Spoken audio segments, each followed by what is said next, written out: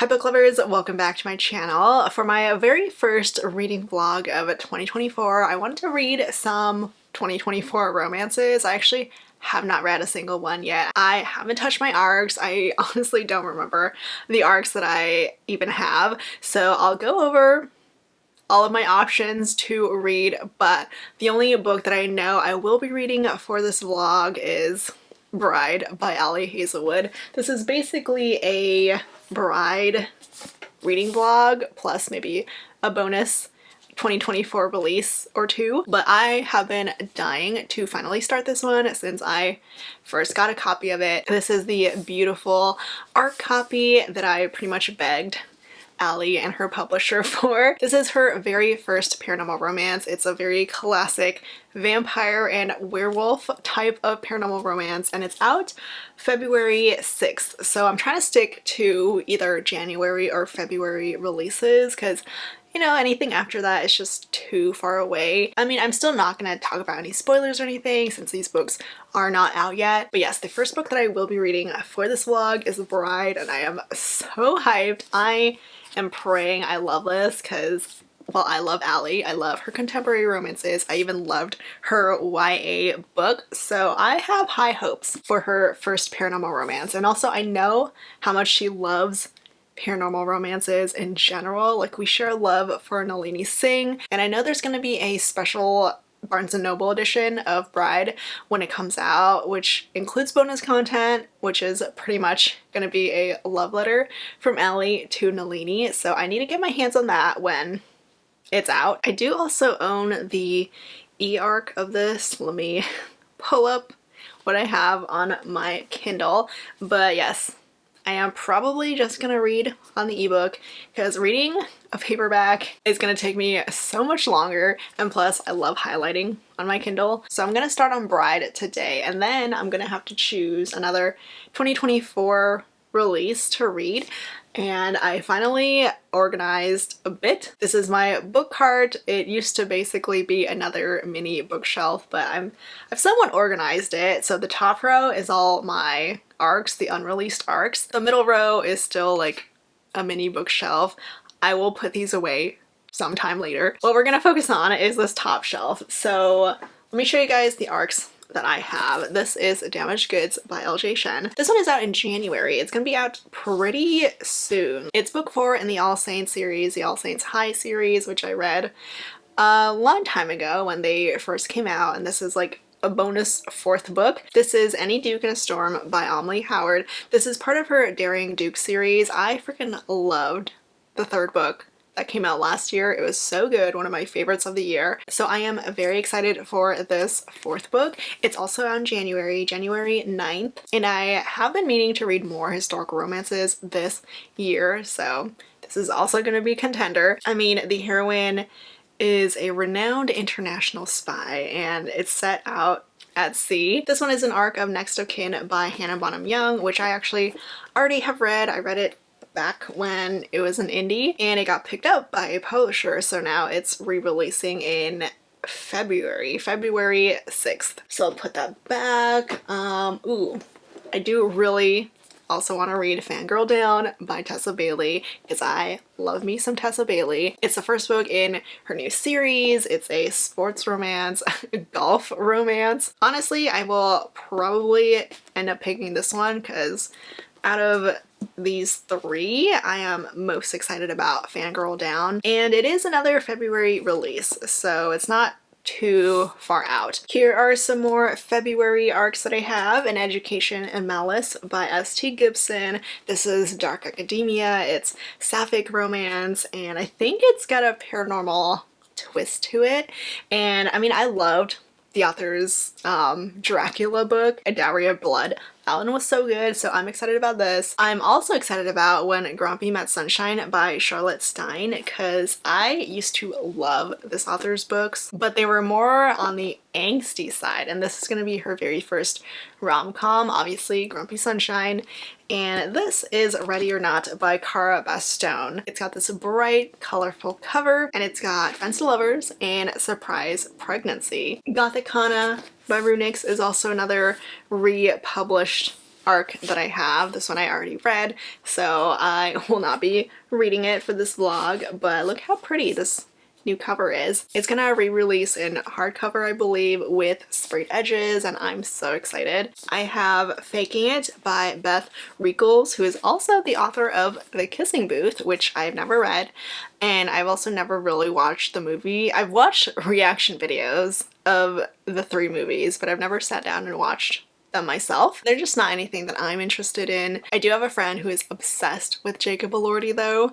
but he doesn't really do it for me. And then this one is The Takeover by Kara Tanamachi. It's an enemies to lovers office romance, and it actually sounds really fun. The heroine makes a wish on her 30th birthday to find her soulmate, but instead of getting her soulmate, she gets her hate mate, her old high school nemesis. So this is out in January, and then this is another January release, Red String Theory by Lauren Kung Jessen. The heroine believes in fate and the hero does not. And this last physical arc that I have is Midnight Ruin by Katie Robert. This one I will not be reading because I'm still not caught up yet. I've only read the first 3 books, and I believe this one is book 5 or 6. Yeah, so it's book 6. But look at this pretty step back going on. I love the fact that the series includes artwork into the book. Let me check what other e-arcs that I have.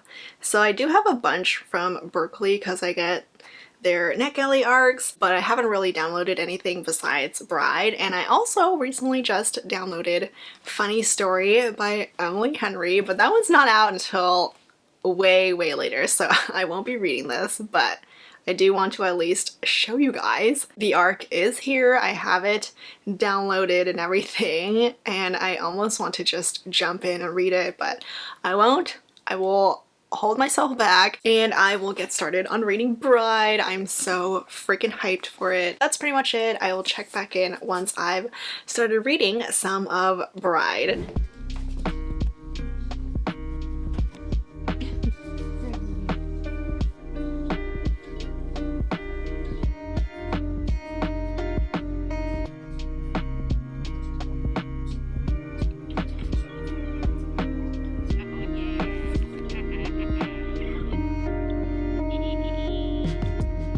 Okay, I cannot stop reading Bride. Like, it's actually so good. I'm kind of shocked by how much I'm loving it. Like, it was so easy to fall into. There is a bit of world building. It's like humans and vampires and weres, who are the werewolves, they all kind of coexist. Like, they stay away from each other because they all hate each other, but they're trying to build alliances, which is where the main characters come in. The heroine, Misery, she's the daughter of a very powerful vampire, and the hero is the alpha of this big werewolf pack. And in the prologue, they do get married. It's a marriage of convenience. They meet on the day of their wedding.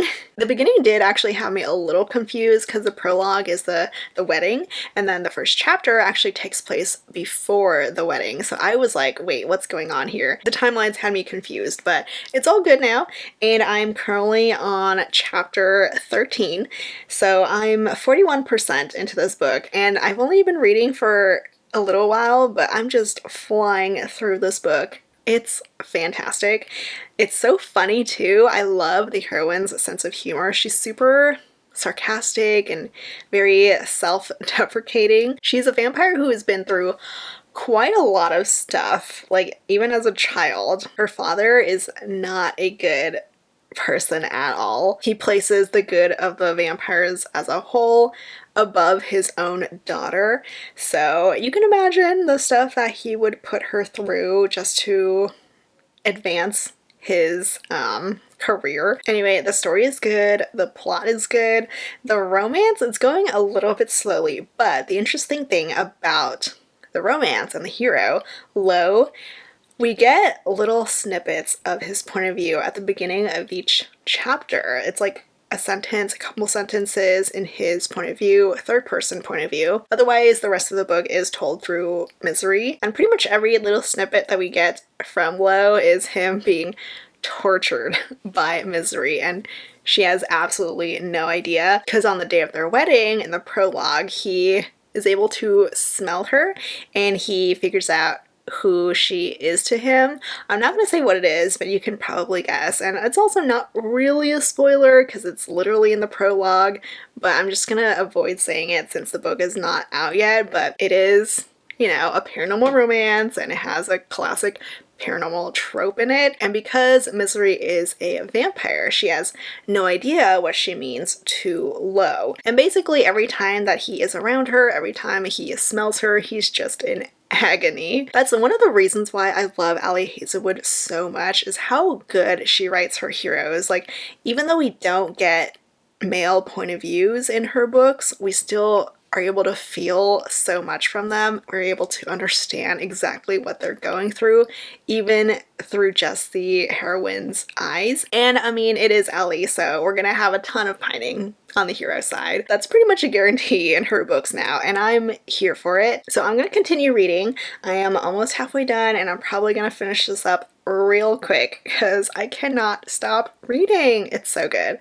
I'm really loving it. And like I said earlier, the heroine is so funny. She constantly cracks me up. Like, there's this one part where she calls the wares the original furries. Also, if you guys ever watched my live interview with Ali on my channel, we did one for Love Theoretically. She talked about her next release. This was before Bride had even been announced, so we didn't know she was coming out with a paranormal romance, and she teased that her next adult book, it would have a child. And I remember being so confused, like, is this a single parent romance? Like, what is this child? Well, I have met this child, and she is hilarious and adorable. It is kind of a single parent romance, but not really. But all the characters are great so far. I am loving Misery, I'm loving Lo, the child, all of the different werewolves that we've met so far. I even like Misery's twin brother. He is pretty much the only good vampire that I've met so far. It doesn't really seem like vampires are all that nice in this world. Oh, and one other thing. Originally, I thought that this might be Omegaverse because Ali Hazelwood has talked about wanting to write Omegaverse, and I keep encouraging her to write one because I want to read one from her. And there was a comment that I got that said this was Omegaverse, but it's actually not. It's not an Omegaverse world. We only really have the hero as the alpha of his pack, but that's just, you know, normal werewolf stuff. There are no omegas, no betas in this world. It's just a regular paranormal romance. So I am still holding out hope for Ali to one day write that Omegaverse because I need it. But for now, I will stick to reading more of Bride. I am living for this first paranormal romance from Ali, and I'm hoping we get more.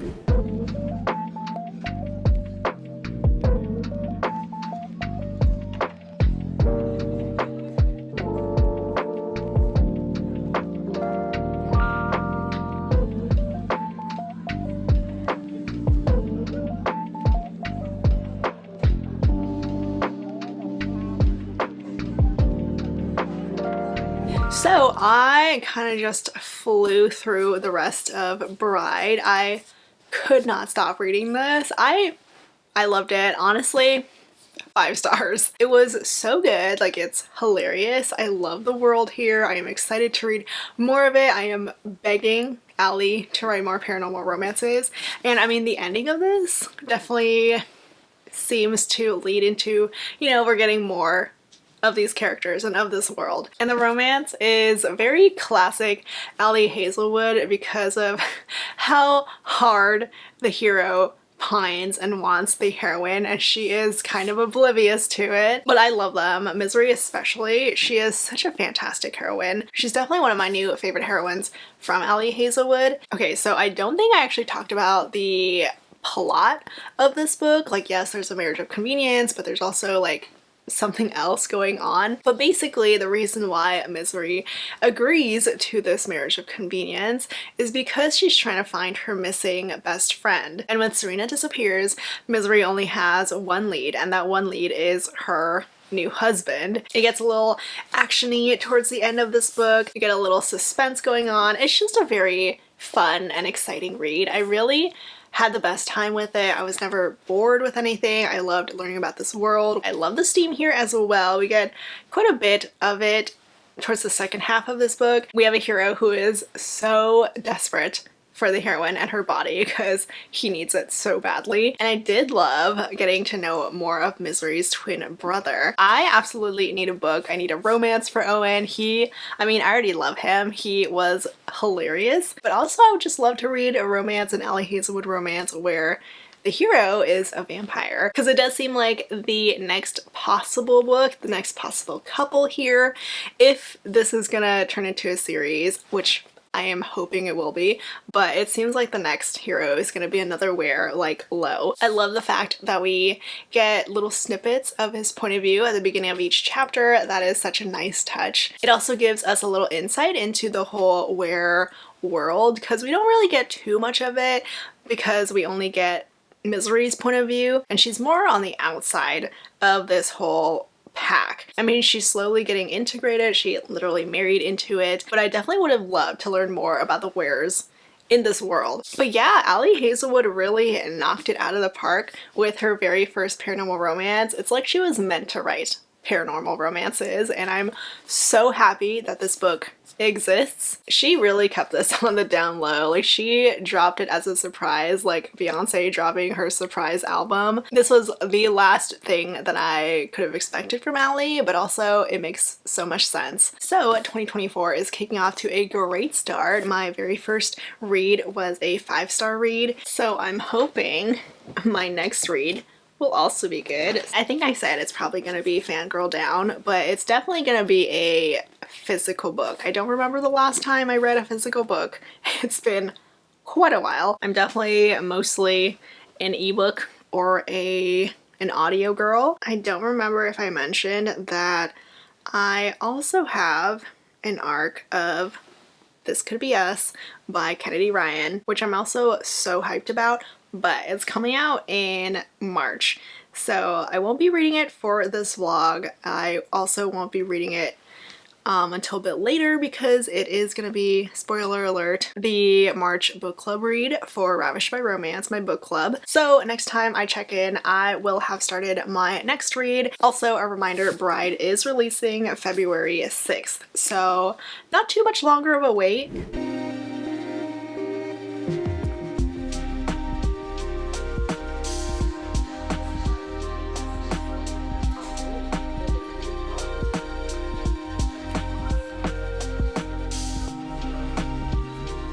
Hello! Okay, so I finally picked up my second 2024 release, and yes, I did settle on Fangirl Down, and I'm already like a good chunk of it into it. I am 114 pages in.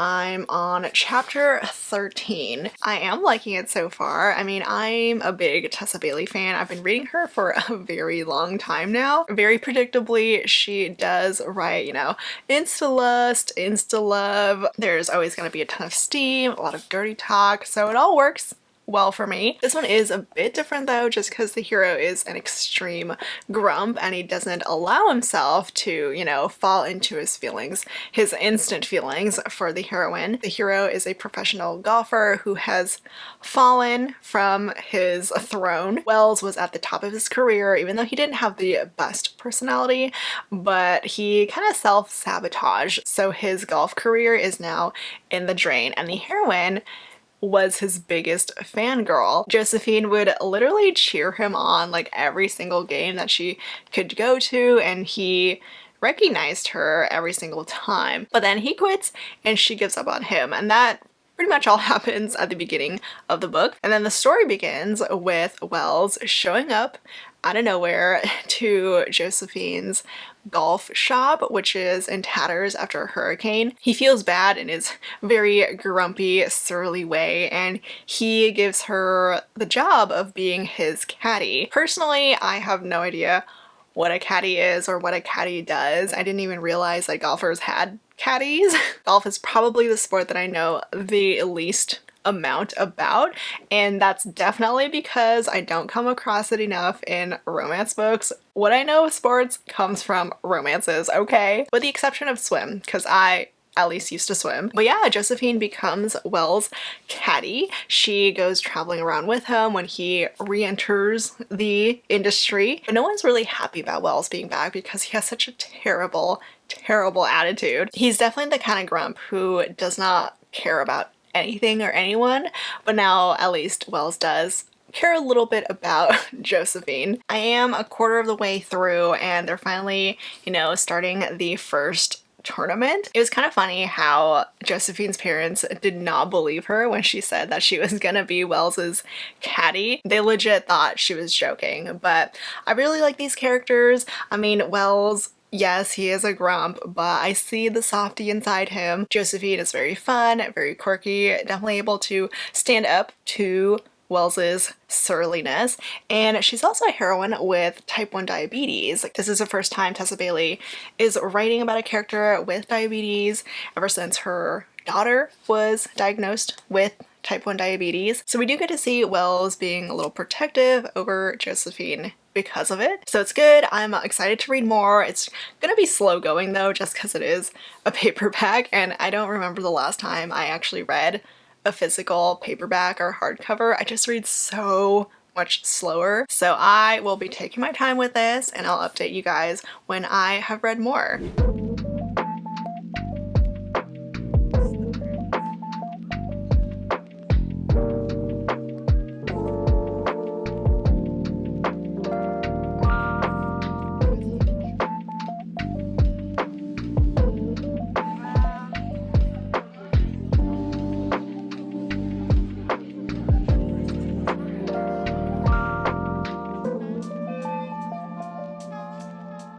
Alright, I have an update. I did not read more of Fangirl Down, but I did get a new arc that I started listening to. It's for Twilight of Embers by Tessa Hale. This is the first book in a new paranormal romance. It's Why Choose, and we have dragon shifters, and I'm so into it so far. It's my first time reading her, but this audiobook is so good. It's got such a star-studded cast. We have 6 narrators because it's Why Choose. We have 1 heroine and 5 heroes, and the heroine is narrated by Vanessa Moyen, and the heroes are Joe Arden, Jason Clark, Connor Crace, Teddy Hamilton, and Jacob Morgan. So again, a star-studded cast. If you listen to audiobooks at all, you'll probably recognize a bunch of these narrators. Joe Arden in particular is my absolute favorite male narrator. I am almost halfway done through Twilight of Embers. I'm 44% through this audiobook, but I'm really liking it so far. I do like these characters. It's been interesting because, so it starts off with the heroine, with her parents getting murdered when she's a young child. So she grows up in the system and she has no idea what she is, which is like a female dragon shifter, which is pretty rare in this world. The heroes are all dragon shifters and they know what she is, and it's very fated mates. Like, they know that she is their mate, but she has no idea because she doesn't know about this world. She meets them in school, she meets them in college. A couple of them are like classmates, older classmen. One of them is a professor. We have an age gap romance going on there. Another one is like this powerful billionaire who's also a bit older, I think, but they're all like obsessed with her with the exception of one guy, Easton. He's the one who hates her. There's always that one guy in a reverse harem, a Why Choose cast, who hates the heroine, right? So he's the only one really giving trouble to the heroine. The rest of them are like all in with her. We haven't gotten too much of the whole dragon shifting thing since there's still a secret from the heroine, but again, I'm having fun with it. The audiobook is amazing. The chapters are really short too, like it's just flying by. So far my favorite hero is probably Killian, who is the billionaire. So I am gonna continue more with this audiobook. It's out, let me double check. It releases on January 19th, so it's a January release, and I figured I might as well read it and include it in this vlog. If you like Why Choose, if you like dragon shifters or shifters in general, then I would say you definitely should try this one, especially the audiobook too. If you love any of the male narrators, You're gonna have a good time with it. The series is called the Dragons of Ember Hollow series, and Tessa Hale recently just released the covers. She did the cover reveals for the first 3 books, and they're all so pretty, so purple. Actually, I don't know why I said the first 3 books. It's a trilogy, so she released the covers for all 3 books, and I'm excited to read more. Right now, I'm just getting ready for the day and getting ready to film my best of 2023 video. I'm gonna read more of Fangirl Down and also listen to more of Twilight of Embers. But also I've been watching a lot of stuff, mostly on Netflix, which is why I haven't really been reading as much as I want to. But also Fangirl Down is going to be a paperback read, so I already knew that was going to take me a while. But I'm currently watching Elvis. It just got added to Netflix, so I'm watching that, and it's okay so far. I recently finished the new Chicken Run movie. Oh my god. Chicken Run was one of my favorite movies growing up. I loved it, and I recently did a rewatch of it to prepare for the sequel that came out. And honestly, I forgot how good Chicken Run was. Like the claymation, the storyline, it's all so good. It's such a classic movie, so that was a lot of fun. The sequel surprisingly was pretty good too. I wouldn't say it's better than the first one, but it lived up to my expectations. And I did finally watch the first episode of Percy Jackson with my friend Sarah, who visited me for a day. She's from Florida. Okay. Makeup is done, now I just need to go change, and I'll check back in once I've read more of Fangirl Down and Twilight of Embers.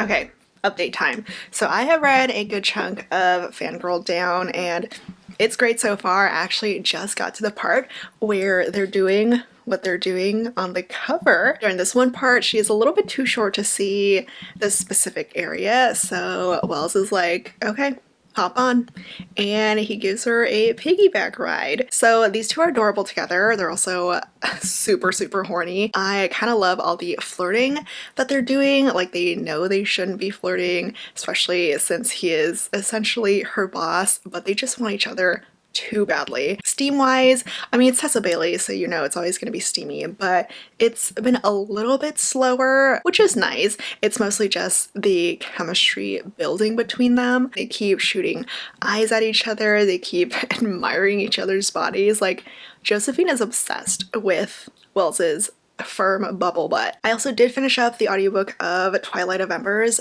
by Tessa Hale. This one, solid 4 stars. It was really fun, really entertaining. I love the whole world. I mean, I love dragons, I love dragon shifters, and I do love wide shoes. So this was a great combination of all of that. The ending has a crazy cliffhanger though. Like, as soon as I got to it, I was like, wait, no way. It did not stop there. But I really liked Hayden's character. I liked all of her 5 heroes. I think I mentioned Killian was my favorite in my last update, and he still is. But I actually need to go right now. I'm meeting up with someone for lunch. We're going out for Korean barbecue, which I love. So I will get back to reviewing Twilight of Embers when I get back. Girl, you gotta go. Okay, I'm back home. I am very full, and I think I left off talking about Twilight of Embers. Also got some boba after Korean barbecue, as if all you can eat Korean barbecue wasn't enough. But yes, this book was really good, a solid start to this new series. I'm definitely looking forward to reading the next few books. Okay, so book 2 is coming out April 19th, and book 3 is July 19th.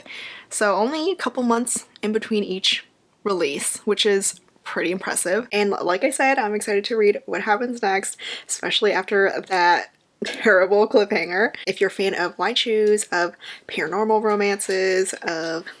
Hi, boo! Oh my goodness. Oh my goodness. Hi, babes. What are you doing up here? What are you doing up here? Huh? Yes, boo. Hey, boo. Baby, look at me. Anyway, like I was saying, if you love wide shoes, if you love paranormal romances, if you love dragons, then you definitely need to pick this one up. But if you're not a fan of cliffhangers, just know there is one in this first book. Alright, another update on Fangirl Down. I have about 100 pages left of this book, but I had to stop and talk about the part that I just got to, which is some butt play going on. Like, butt play for the hero. Honestly though, I'm not too surprised that they're getting into this stuff just because Josephine is so obsessed with Wells's butt. She thinks about it, talks about it constantly. So, yep. They do some butt play with him and he is so into it. Aside from that, I am still enjoying myself. It's been really fun with all the golf stuff. We're getting a golf tournament here and there. It's not too overwhelming, which is nice because I don't really know golf too much. It doesn't get too technical or anything. That would just take me out of the story. You know what I'm really enjoying though? I'm really liking Josephine's parents. They are pretty much the only big secondary characters in this book. Like, I love Tessa Bailey, but it's kind of her thing where she doesn't really write secondary or supporting characters that much or that well. At least she doesn't write secondary characters who don't go on to become their own main characters in their own books. But Josephine's parents play a big part here. They are very sweet and protective over Josephine because of her type 1 diabetes. And I love the fact that her dad is basically becoming besties with Wells, who is known for not being like super friendly and doesn't really have friends. Like, Wells secretly got her dad's phone number and they call each other all the time. I'm probably gonna finish this up later today. I only have 100 pages like I said, but I also wanted to share something else that I got in the mail. Since I did talk about Twilight of Embers in this vlog, I had to show off the Twilight of Embers PR box that the author sent my way. It is so beautiful. I just love when authors go all out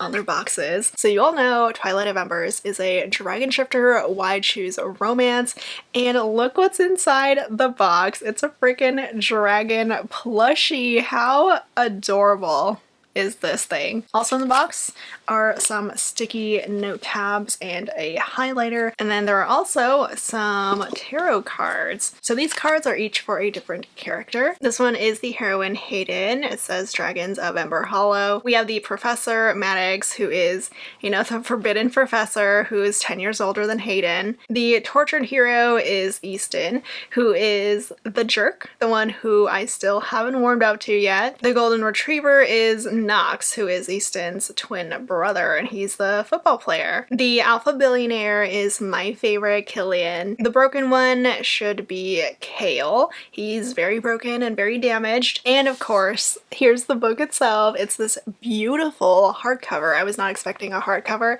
with foil on it. You can see the silver foiling on the title and the spine. Here is the back. I love these colors so much, and some sprayed edges too, like what? So yeah, this was an incredible surprise, and then some beautiful end papers as well. It's like a whole special edition.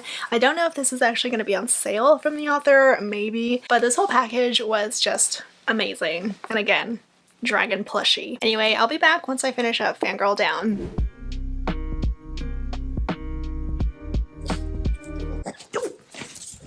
I'm gonna stop at Whole Foods because I am about to trade in my Kindle for the $30 credit, which I already got, but yeah, I gotta trade this in. They wouldn't take it at my local Amazon Fresh store, which was annoying, so I had to drive all the way to this Whole Foods. This Kindle has been with me through a lot through the entire pandemic. I think this is about 5 years old, and by now the battery kind of sucks.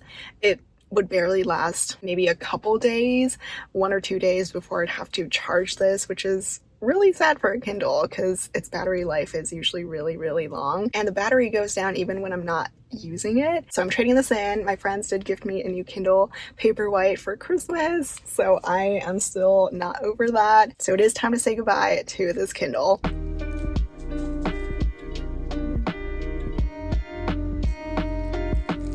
I am finally done with Fangirl Down. It took me, well, it felt like it took me eons to finish this.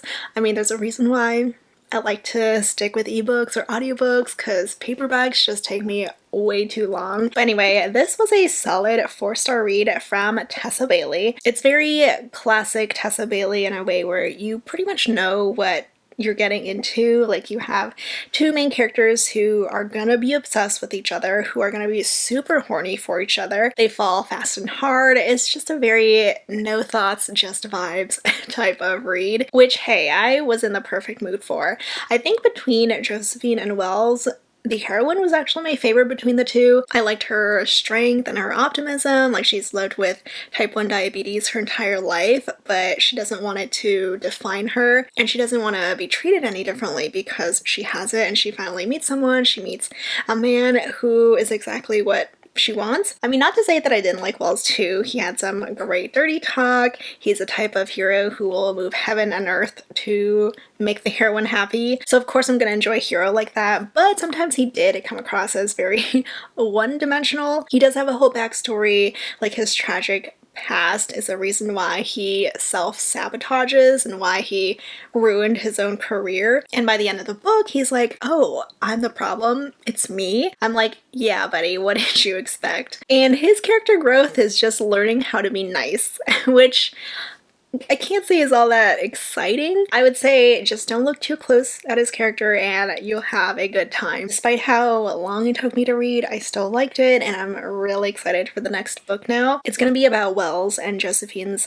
best friends. So it's gonna be a single dad sports romance, and he falls for the nanny. And his nanny is gonna be Josephine's best friend, who is a marine biologist, and she currently works in Antarctica, but in like a month or so she's gonna be back in the States, and that's when that romance will start, I guess. They actually did meet one time in this book, in Fangirl Down. You get to see them like eyeing each other, even with Burgess's daughter there. Sparks were flying, alright? Tessa Bailey always knows how to set up for the next book, for the next couple. And luckily for us, Tessa Bailey writes so fast. She writes like crazy. She releases multiple books a year. So that one is gonna be out like in a couple months. But yeah, that's about it for this reading vlog, this 2024 romance reading vlog. I do have a couple other 2024 releases that I am looking forward to. Like, I just downloaded Toxic Love by Jagger Cole because it sounds